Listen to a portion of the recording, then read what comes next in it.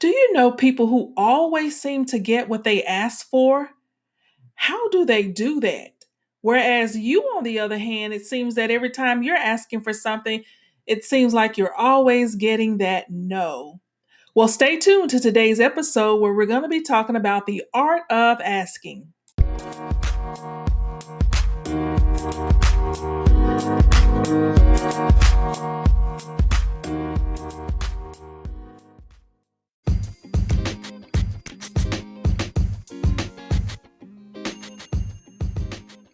Welcome back to another episode. I am Keeler Bryson, your host and founder of Teachable Life Moments.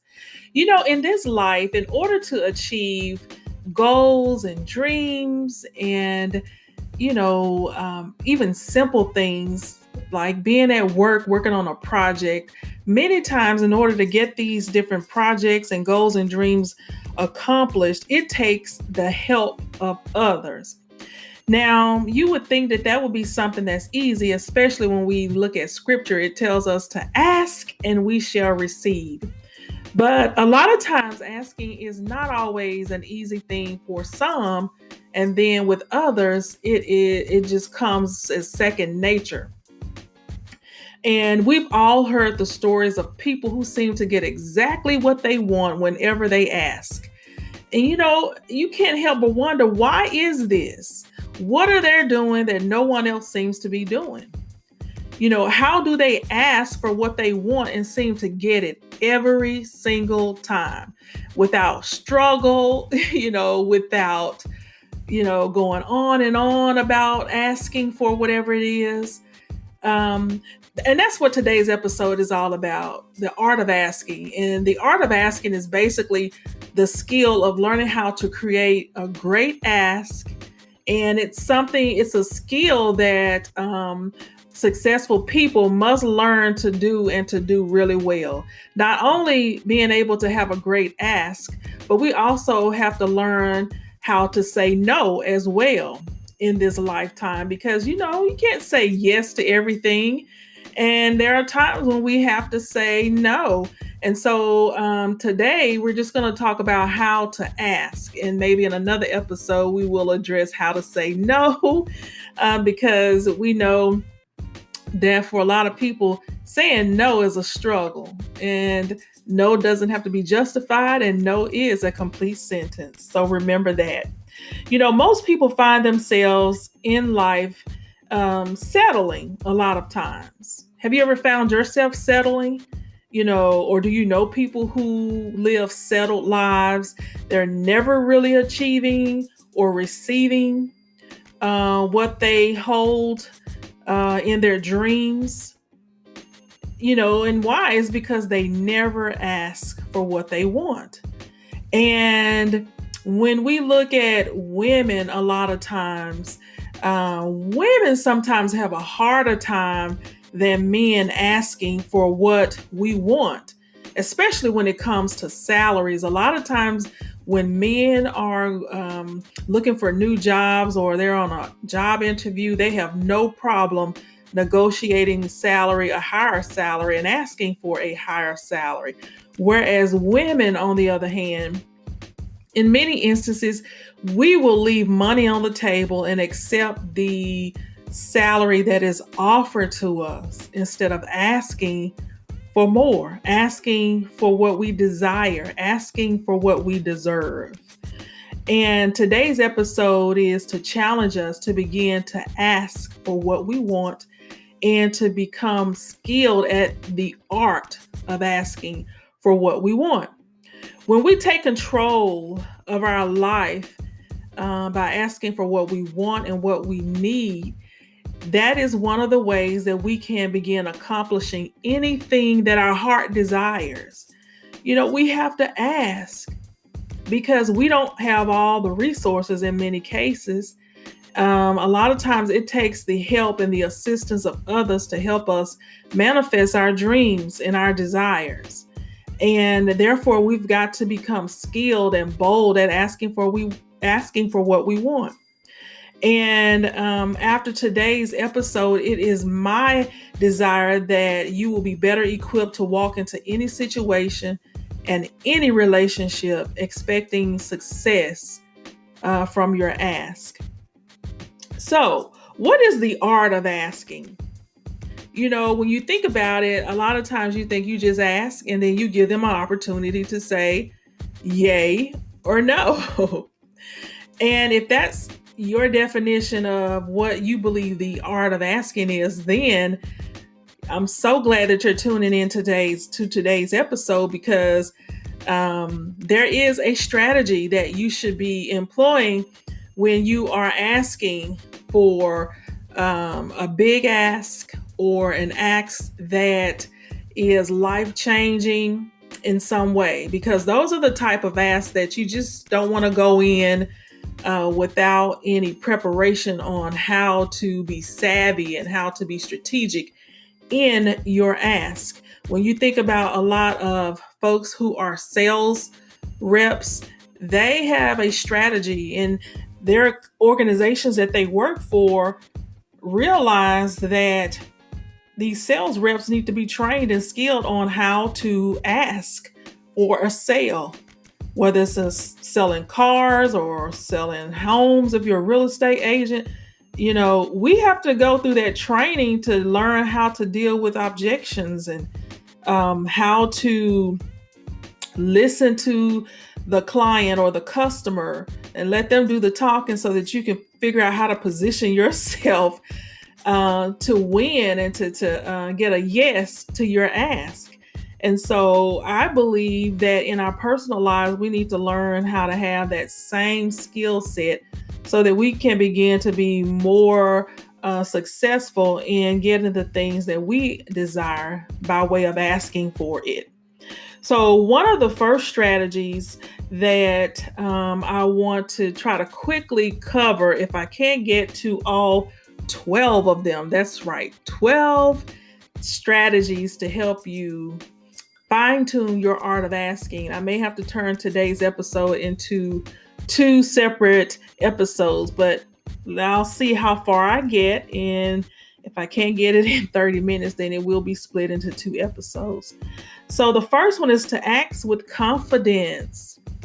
You've experienced, I'm sure at some point, maybe someone coming to you asking for your support, a donation, or supporting a cause, and maybe they didn't display a strong level of confidence. And when you've encountered it, a lot of times it's so easy to give them a quick no, because you can see that they just don't have the confidence.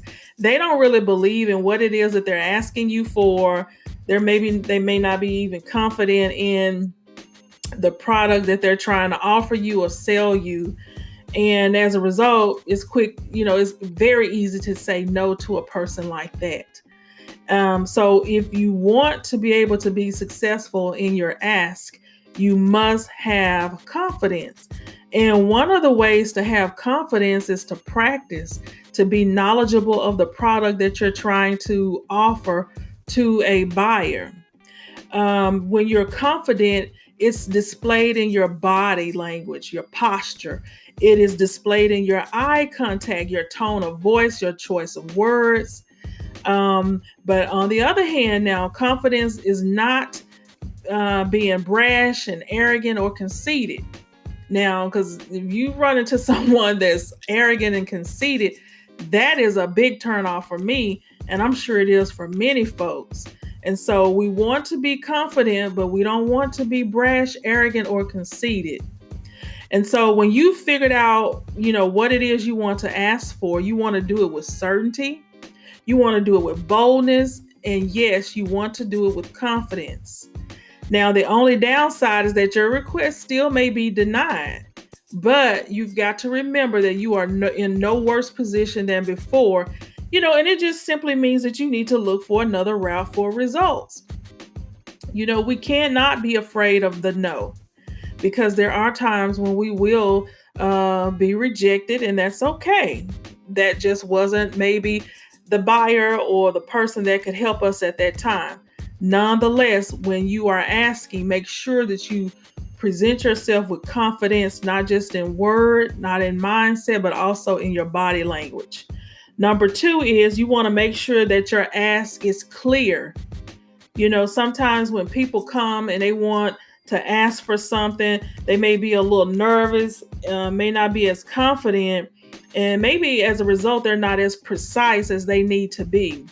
So before you go to someone and ask, you need to be very clear about what it is you're asking for, especially if you're dealing with someone that is highly successful, highly sought after.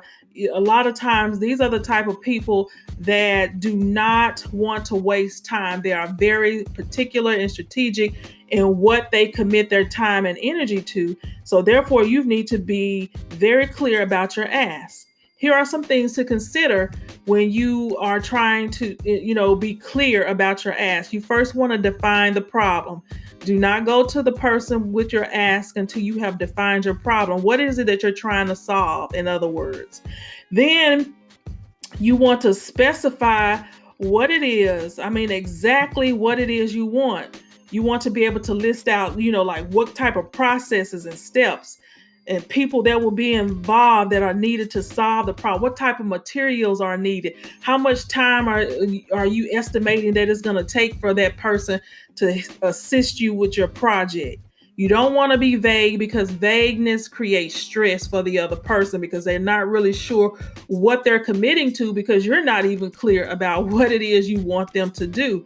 So you want to make sure you've defined the problem. You want to specify, you want to be specific about all the details of what it is you're asking about. And then you want to outline how much time, energy, money, or commitment you think it will take.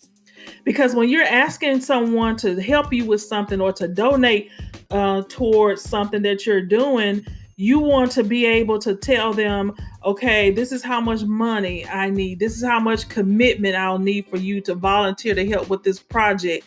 We need you here at 8 a.m. and then we expect for you to be done or the project to end at noon.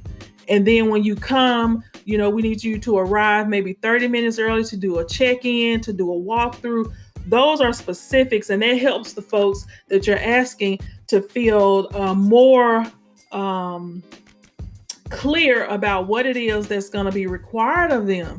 A lot of times when you aren't able to provide the specifics and you haven't hashed it out, then people are going to say no, because no one wants to walk into confusion. Confusion is a time waster. And I'm here to tell you, we are in an age where people's time is valuable. Number 3, ask someone who can give it to you. One of my beliefs is don't talk about the problem to someone who cannot give you a yes. Because a lot of times, if you don't live by that thought or that mindset, you could be out here asking the wrong person. You've wasted, all this time being confident and being specific and all of that and being clear. And you're not even talking to the decision maker, the person that can make it happen, the person that can say yes. So before you ask someone for something, make an assessment of whether or not that person will be able to help you. Because, everybody, somebody can tell you yes, and then later on you get further into the project and realize they're not the right person. They don't even have the authority to tell you yes or to release resources to you to help you with your project. So you want to make sure that you're dealing with people who are very qualified, and not only just qualified, but just motivated to help. Because sometimes, people could be qualified but not motivated, and as a result, that can definitely hamper your project when you've got a person that's not motivated to help. And then you could be asking the wrong person, and they're not even capable of delivering it, but you're thinking that this person can deliver. Nothing is worse than asking a person to help you and they agree to do it, and then later on you find out they're not even capable of delivering. So you want to make sure when you're asking something of someone that they're capable, they're competent, they have the resources and the authority to help you. The other thing you want to ask whether or not, do you know whether this person is capable of delivering, what you're about to ask of him or her? Or are you just hoping the potential is there? No, you don't want to just be hoping. You want to do your research and find out, get references, check around, ask, your colleagues, your friends, or other folks that you guys mutually know. Ask folks that you've heard of that person helped on a previous project, to find out, because no one wants to waste time. And a lot of times, if we don't do our research, we end up getting into these situations where a relationship can be damaged because of, some false understanding, miscommunications, and it's all a result of not doing the research and not having or asking the right person that can give it to you. The next thing is ask consistently. Sometimes you may have to ask more than one. Some people fold after making one timid request and then they don't want to ask anymore. And then they quit too soon. Have you ever found yourself doing that? You asked that first time, you're like, oh my God, that was just such a stressful situation. I was nervous and I was just feeling so inadequate and just feeling just not prepared. And so a lot of people will fold and they'll just quit in the middle of asking and be like, that's okay. I'm sorry to waste your time. Keep on asking until you find the answers. Excuse me. In sales, that's one of the things that all salespeople understand, is that you have to be consistent in asking. You got to find a way to ask that works for you. And then once you find that way that works for you, keep on using it. Number 5 is you want to ask creatively and with humor. And this is one that I love. Number 5 is just ask creatively and with humor. Humor is a way to break the ice, and it's a way to capture the attention of a person, and it breaks down our defenses. There's nothing like having a great laugh, and then all of a sudden, all of that nervousness, that fear goes away, because the humor just has a way of just shattering all of that. That's one of the reasons why in a lot of meetings, they are preceded first with an icebreaker, something fun, something to break the tension in the atmosphere. And so certainly creativity and humor is a great way to ask. Creativity, it disarms our resistance and it opens our minds to new possibilities. And one example of this that I thought was so neat was there was this person who was wanting to apply for a position at this organization. And the person came up with a creative way to cause the hiring manager to remember their name so that they would be at top of mind once the hiring manager decided to, I guess, get ready to post a position or what have you.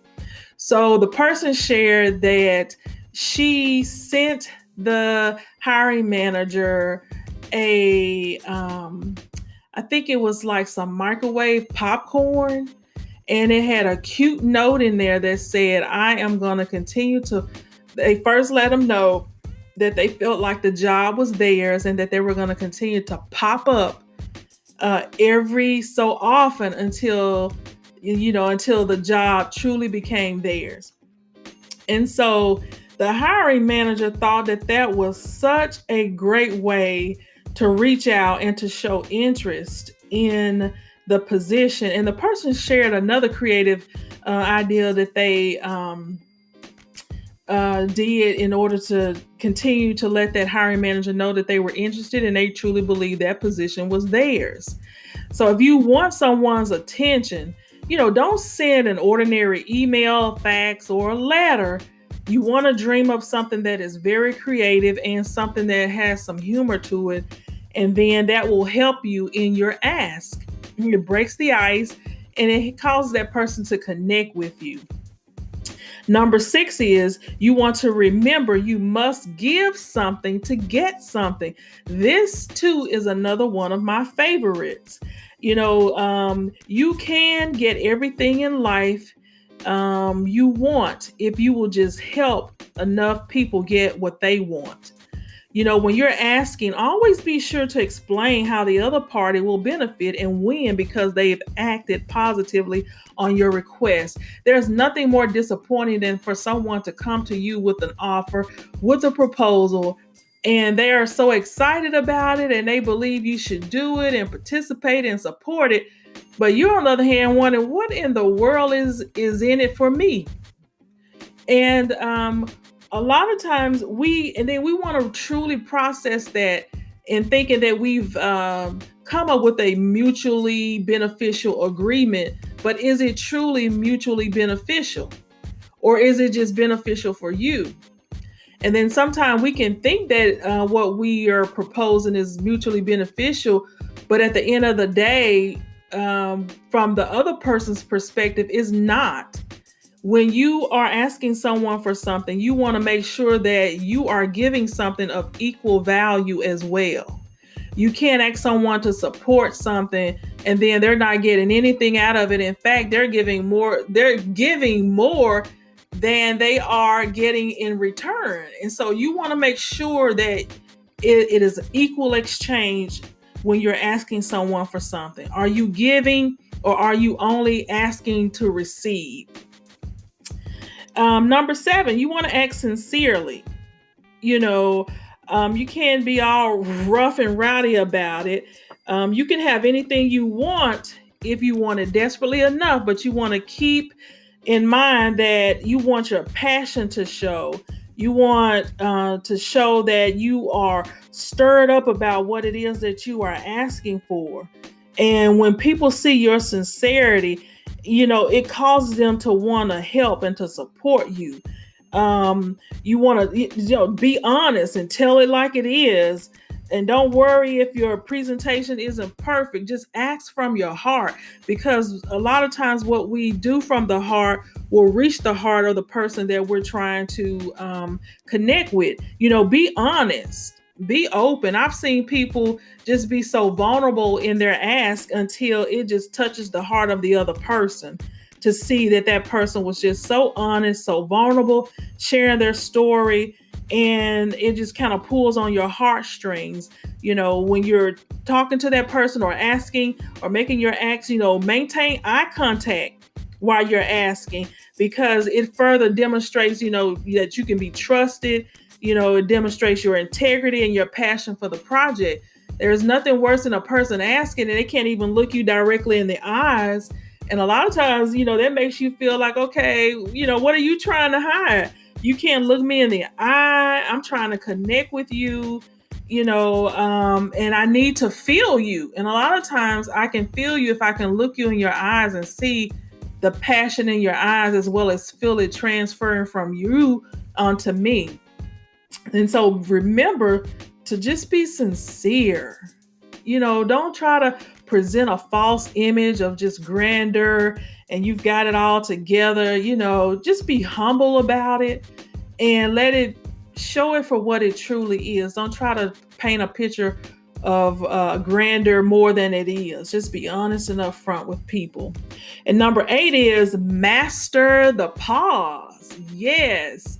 Now, this is one that sometimes make people uncomfortable, because some people feel like the silence after you've made your ask is like uncomfortable. But we've got to be comfortable with mastering the pause. When you ask, look the other person in the eye and then be quiet. Be quiet. Don't try to fill that empty space with talk. Just ask and then wait. Don't throw in a bunch of words to try to fill in that space, while you're waiting for their response.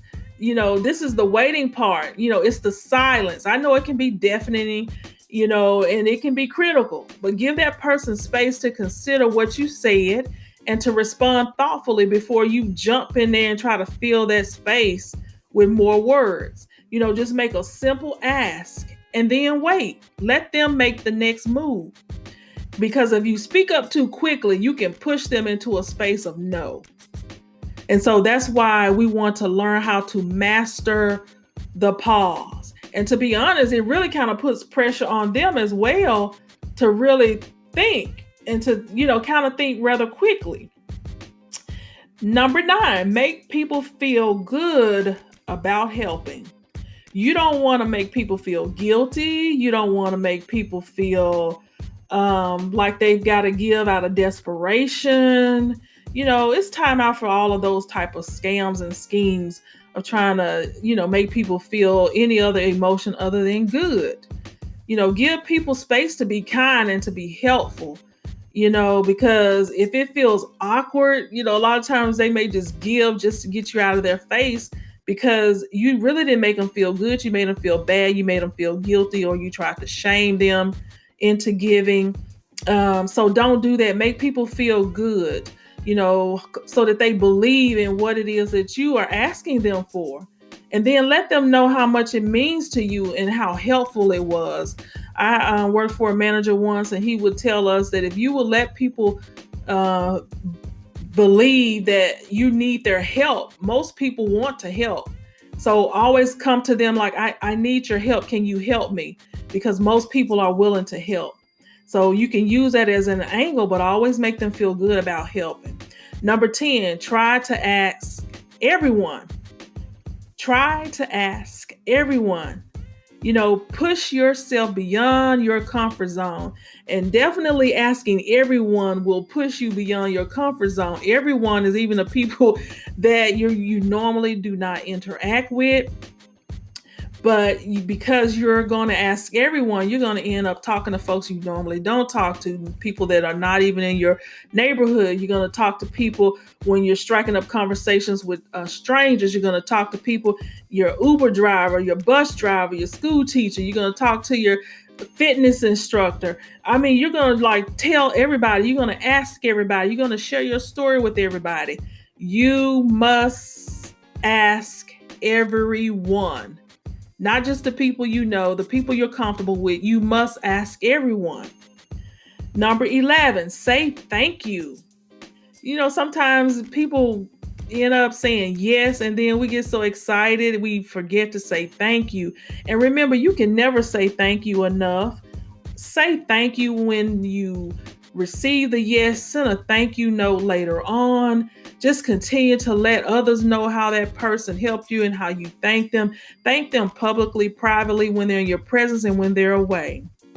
And number 12, don't be afraid of hearing no. We're in a culture that's afraid to say no. And then on the other hand, we're afraid to ask people for what we want because we're afraid of hearing no. But there is nothing wrong with having a no. It just means your next opportunity is around the corner. So get very comfortable with hearing the word no, because you will hear it, but you're going to hear some yeses as well. But the one thing that we want to remember about of being comfortable with hearing no is we don't want to be that one person that's always telling us no. Because sometimes the person we can hear no from the most sometimes can be ourselves. You know that? And we don't want to be that one that's always saying no. We want to be the person that is not holding ourselves back.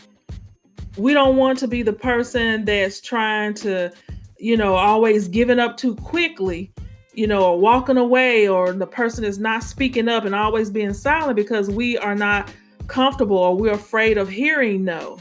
There is a quote that says, if you don't ask, the answer is always no. So don't be the person that's always telling you no. And don't be afraid of hearing no, because that is a part of asking. You will have some no's sometimes.